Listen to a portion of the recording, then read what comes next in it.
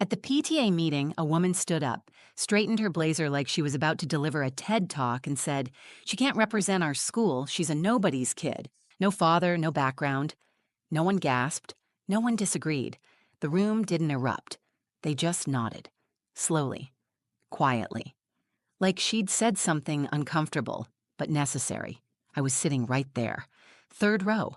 I looked around, waiting for someone to speak up, to challenge her. But they didn't even look at me. They all stared ahead like she'd just read out the weather forecast. And my daughter? Sayela was sitting next to me, swinging her legs in that too big folding chair, gripping her sketchbook like it was the only solid thing in the room. She didn't look confused or hurt. She didn't say a word. She just kept her eyes on the cover of that book, the one she'd drawn stars all over. I wanted to speak. God, I wanted to say something. But the words caught in my throat. My face was hot, my chest was tight. I felt 12 years old again, like I was back in a classroom being laughed at for wearing the wrong shoes, like I didn't belong here, like she didn't either. The woman's name was Danica McCrae, PTA president, self-declared school image champion, mother of the kind of girl who wore pearls on picture day and corrected her teachers. Danica always spoke like she was smiling, even when she wasn't, especially when she wasn't. She kept talking.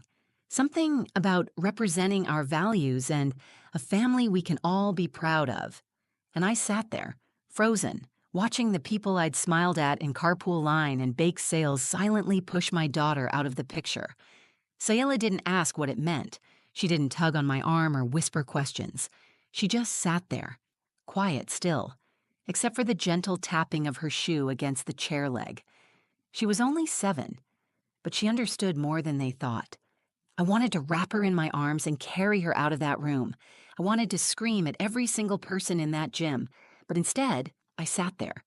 Because that's what you learn to do when you've been alone too long. You learn to survive in silence. The rest of the meeting went on. They talked about field trips and fundraising and which family would be hosting the spring gala. I didn't hear most of it. I kept looking down at Sayela's hands, tracing the edge of a drawing she'd tucked inside the cover of her sketchbook. It was a picture of a tree growing out of cracked concrete. Its roots split the pavement wide open. And then, just as they were wrapping up the meeting, the doors at the back of the gym opened. They didn't slam. There was no drama, just a shift in air, a presence that pulled every eye to the back of the room. A tall woman walked in, sharp suit, braided hair, confidence like a storm cloud. She didn't smile. She looked directly across the room and said clear and loud, I came back just to meet her. She pointed straight at Sayela, and for the first time that evening, the room went completely, truly silent. Most people in our town don't really see you unless you have a last name that means something, a big house or a husband who plays golf with someone on the school board. I have none of that. My name is Jenna Ray. I work 2 part-time jobs, I rent a small duplex near the highway, and my daughter Sayla is the reason I get out of bed every morning. She's 7 years old. She has this quiet way of moving through the world, like she's observing it all from behind glass.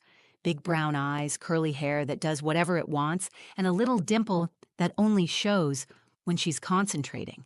Not smiling, concentrating, like when she draws. She carries a sketchbook everywhere. Grocery store, doctor's office, church. If she's not talking, she's drawing. If she's drawing, she's calm. That's her language. She was born on a rainy Tuesday night in early spring. I remember the way the nurse looked at me when I handed her the birth certificate form with just one parent name. She didn't say anything, but the pause told me everything. People always pause when you don't give them the answer they expect. Sayila never met her father. He walked out before she was born. No calls, no letters, just disappeared. And I made a choice not to chase after someone who didn't want to be found. We've been a team of 2 ever since. When Sayela started school, I didn't expect her to stand out. I expected her to struggle. I expected comments about attention span or quietness or how she didn't like to play with other kids at recess. What I didn't expect was for her teacher to pull me aside and say, Jenna, your daughter is one of the most observant children I've ever met. Do you know she notices birds most adults miss? And her drawings, they have emotion. That's rare in kids her age. I didn't say much then.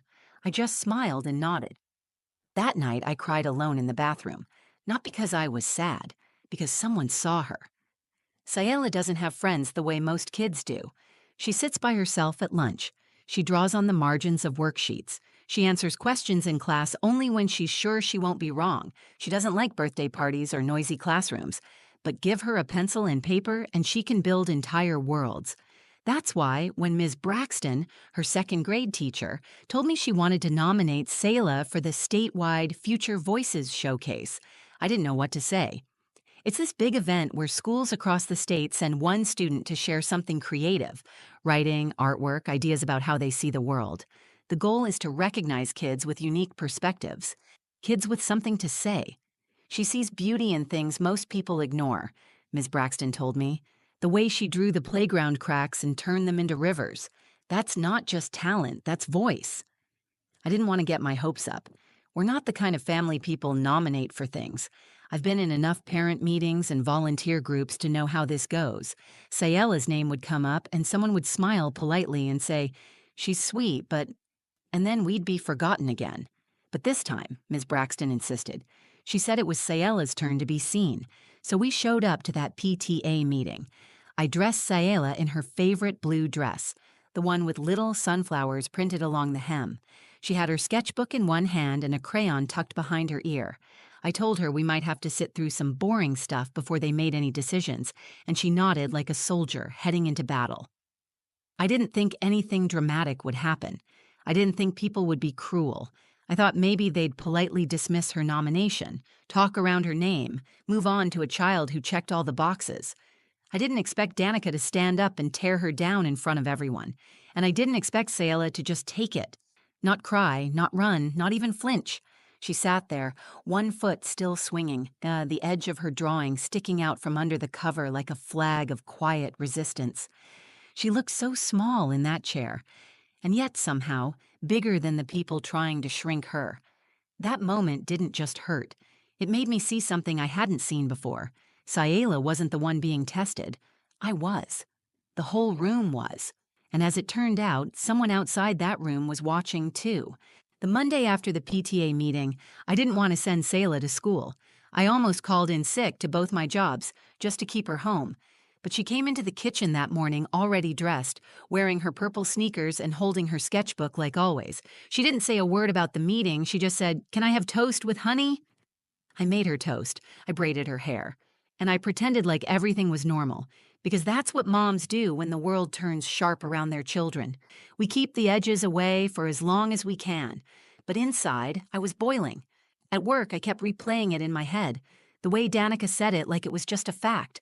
The way the room nodded. The way no one said, "That's not right," or "She's just a child," or even, "Let's move on." They agreed with her. Or they were too afraid to say they didn't. I wasn't surprised, but I was still angry. That night, I texted Ms. Braxton to thank her for nominating Sayla and let her know we understood if they wanted to choose someone else. I told her, "We don't want to make trouble." She replied with just 3 words. She earned this. 2 days later, a group email went out to all the parents. It said the school had decided to pause the student ambassador nomination to reevaluate criteria and maintain alignment with community values. Community values. That was their way of saying, "Not your daughter." When I picked up Sayla from school that day, she climbed into the back seat and buckled herself in without a word. I watched her through the rearview mirror. She wasn't drawing, she wasn't humming, just staring at the seat in front of her. I asked her how her day was. She said, "It was fine." Her voice was too quiet, her face too still. We sat at a red light, and I looked back at her again. "Did something happen?" She shrugged. "Not really." Not really from Sayla usually means yes. When we got home, I gave her a snack and sat beside her on the living room rug. She was drawing again, a row of houses, all with curtains closed. In the corner of the page, there was a little girl on the sidewalk holding a paper in her hand. No one had opened the door. I asked, "What's she holding?" Sayla didn't look up. She said, "An invitation." "But it doesn't work." I wanted to cry. I wanted to tell her none of this was her fault, that people could be wrong even when they speak with authority. But instead, I said, "Can I draw with you?" She slid me a piece of paper and a crayon. That night, after I put her to bed, I sat in the kitchen and stared at the school's email. Then, I opened a blank document. I didn't plan what to write. I just let it spill out. I wrote about what it feels like to be overlooked, what it means when people define your child by what they don't have. I wrote, "My daughter may not come from a traditional family. She doesn't wear name brands or have a dad to take her to donuts with dads. But she is observant and kind and sees the world in ways most adults have forgotten. If that's not enough to represent your school, maybe the school should ask itself what it really stands for." I posted it anonymously in a local parents' Facebook group.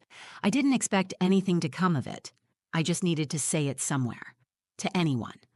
The next morning, I woke up to 43 comments. By noon, the post had been shared over 200 times. People I didn't know started commenting, "I know who wrote this," and "I have a child like this too," and "This broke my heart." Ms. Braxton called me later that day. Her voice was firm, but there was a warmth behind it. She said, "You should know someone important read what you wrote. Someone who used to sit in those same school chairs." I asked, "What do you mean?" She said, "Just bring Saela on Friday. Someone special is coming." I didn't understand what she meant, but the way she said it made something settle in my chest. Like maybe, for once, the story wasn't about to end with a polite rejection. It was just getting ready to turn. By Thursday night, Selah had stopped asking about the nomination. She hadn't mentioned her drawings. She hadn't even opened her sketchbook in 2 days. That alone scared me more than anything anyone had said at that meeting. I kept her routine the same: dinner at 6, bath by 7, story by 8. But something in her had pulled back. Not angry, not sad, just distant, like a little light that had gone dim. After I tucked her in, I sat on the edge of her bed and asked, "You know you didn't do anything wrong, right?" She nodded once but didn't speak. I asked, "Do you want to talk about anything?" She looked up at me with those wide, tired eyes and said, "Mom, if I'm not enough, is that your fault or mine?" I sat there for a few seconds too long.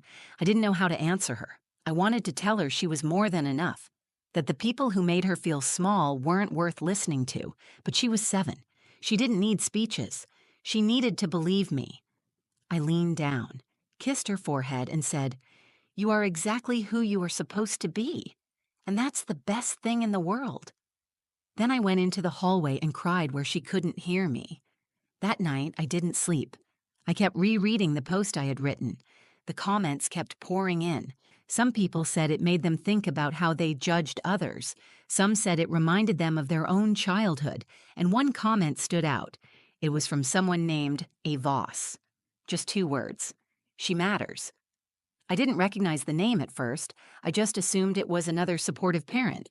But the next morning, Ms. Braxton pulled me aside at drop-off and said, "You're still coming tomorrow, right?" I hesitated. I don't want to make it awkward for Selah. Her voice was calm but serious. "You're going to want to be there." I asked what was going on. She smiled just a little. "Someone reached out after seeing your post. A former student. She's kind of a big deal." I waited. "She's flying in." "Flying in for what?" "For your daughter." I didn't say anything at first. I tried to make sense of it. Who would fly in to meet Selah? What kind of former student would even care? Then Miss Braxton handed me a printed article. It was about a woman named Aurelia Voss, a nationally recognized artist, tech designer, and entrepreneur, raised in this same town, graduated from this same elementary school, now based in New York. Her work had been featured in museums, magazines, even on school curriculums. I looked up from the article, stunned. "Why would she care about Selah?" Ms. Braxton said, "Because she was Selah, and she told me your daughter reminded her of herself." That night, I told Selah we were going to the school again the next day. She didn't look excited. I said, "Someone wants to meet you." She said, "Do I have to talk a lot?" I smiled. "Just bring your sketchbook." We got to school early the next morning. Selah wore the same sunflower dress from the PTA meeting. I had offered other options, but she picked it again. She said, "It's the one I was wearing when they didn't pick me. If something different happens, I want it to be in the same dress." We waited near the art room. Other parents and students walked by. Some gave polite nods. Some looked away. Saela sat beside me, feet not touching the floor, flipping through her drawings with a quiet focus. I kept checking the clock, not sure what we were even waiting for. The minutes stretched. The hum of voices and classroom doors echoed down the hallway. Then I heard someone say, "That's her." I turned. A tall woman walked toward us, wearing a gray jacket over black jeans and sneakers. Her hair was pulled back, her presence quiet but unmistakable. She knelt down in front of Sayela and smiled. "You're the one who drew the tree growing from the sidewalk crack, right?" Sayela nodded slowly. "I flew in this morning because of that drawing," she said. "Because when I was your age, I drew something just like it. I want to see the rest of your sketches, and if you're okay with it, I'd like to work with you." Sayela looked at me, uncertain, then looked back at her. "You want to work with me?" "Yes, because you see things most people miss. That's a gift, and I came back to tell you it matters." Sayela didn't smile right away, but her fingers relaxed around her sketchbook. Then, for the first time all week, she opened it without hesitation. The school gym was already half full when we arrived. Parents gathered in small clusters, holding coffee cups and whispering in polite tones. Kids lined up along the edge of the stage, most of them in carefully ironed clothes, hair brushed until it gleamed. Sayela held my hand with one of hers and her sketchbook with the other. We didn't have a reserved seat, so we stood in the back. Ms. Braxton caught my eye from across the room and gave a small nod. Sayela stood on tiptoe to peek past the rows of folding chairs. Danica McCrae was front and center, seated next to the principal, her posture perfect, her smile thin and controlled. Her daughter, Carolyn, stood beside her with a printed folder in her arms. Her dress looked expensive, crisp, untouched by the kind of day-to-day wear Sayela's sunflower dress had seen. The microphone crackled as the principal stepped onto the stage. "Good morning, everyone. Thank you for being here. Today we are recognizing the student who will represent Oak Ridge Elementary at the state's Future Voices Showcase." Applause rolled through the room. He continued, "We want this student to embody the creativity, character, and potential our school believes in. This year, the selection committee has reviewed nominations, considered faculty recommendations, and looked closely at student work. And we are proud to announce—" Danica straightened. Caroline smoothed her folder. "Caroline McCrae." The applause was instant and loud. Several parents stood to clap. Danica flashed her brightest smile as Caroline walked up to the stage, confidence radiating from her polished shoes to her neatly tied hair. Sayela's grip on my hand tightened. She didn't speak. She didn't cry. She just watched. The principal handed Caroline the certificate.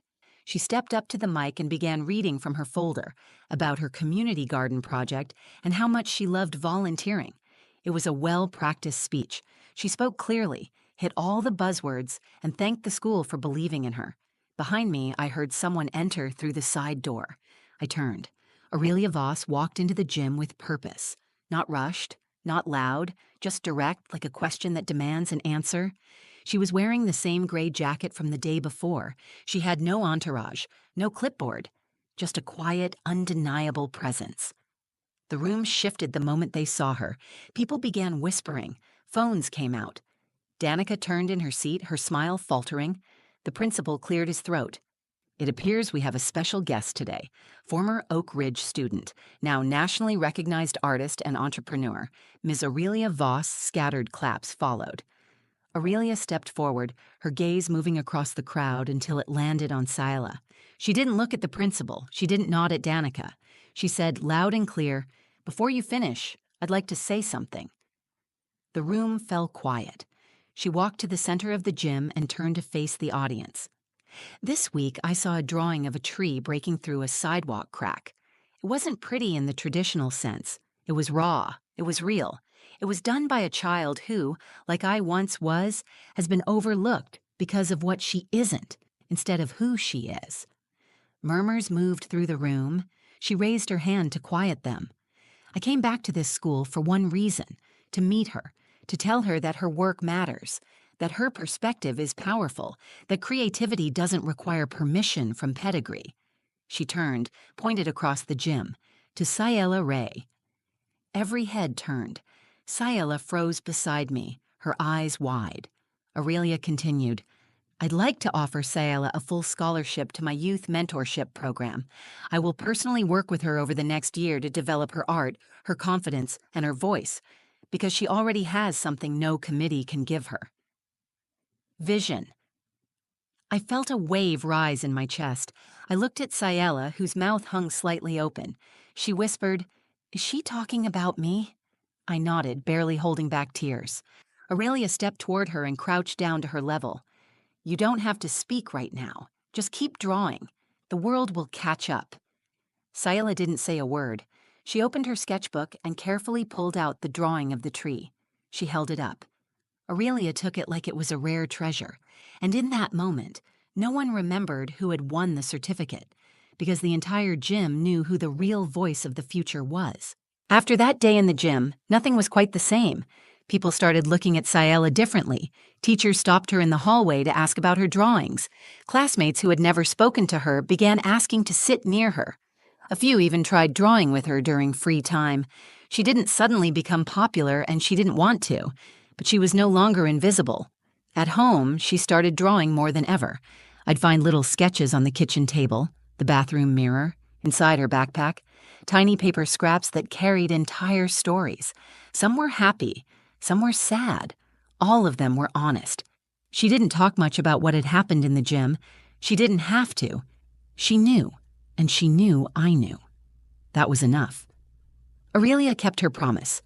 Every Saturday morning, Ciela would sit at the dining table with her headphones on, speaking to Aurelia over video. They talked about texture, color, perspective. But they also talked about fear, rejection, and finding your place in a world that doesn't always leave space for people like you. One Saturday, I heard Ciela say, "Sometimes when people look at me, and I think they see the quiet before they see me." Aurelia answered, "That's okay. Some people miss the sunrise too, but it still rises." There were moments when I questioned whether all of this was real, whether a girl like mine, raised by one parent without the right connections or last name, was really being seen for who she was. But then I would see her standing a little taller, holding her pencil with more purpose, laughing at something quietly to herself while drawing.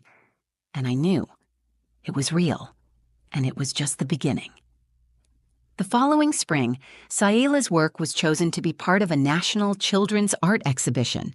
One of her drawings, a girl growing wings from her backpack, was displayed in a gallery in New York. I couldn't afford to fly us out there, but Aurelia made it happen.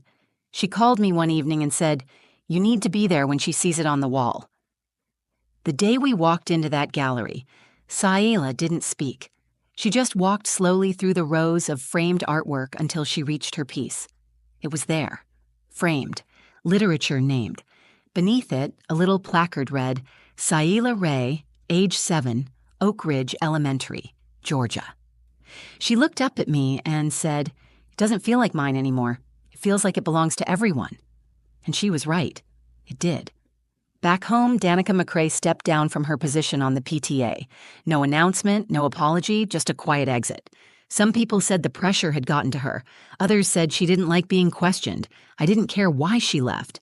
I cared that the silence she created was finally broken. At the next PTA meeting, I stood up. Not because I wanted revenge or recognition, but because I finally had something to say.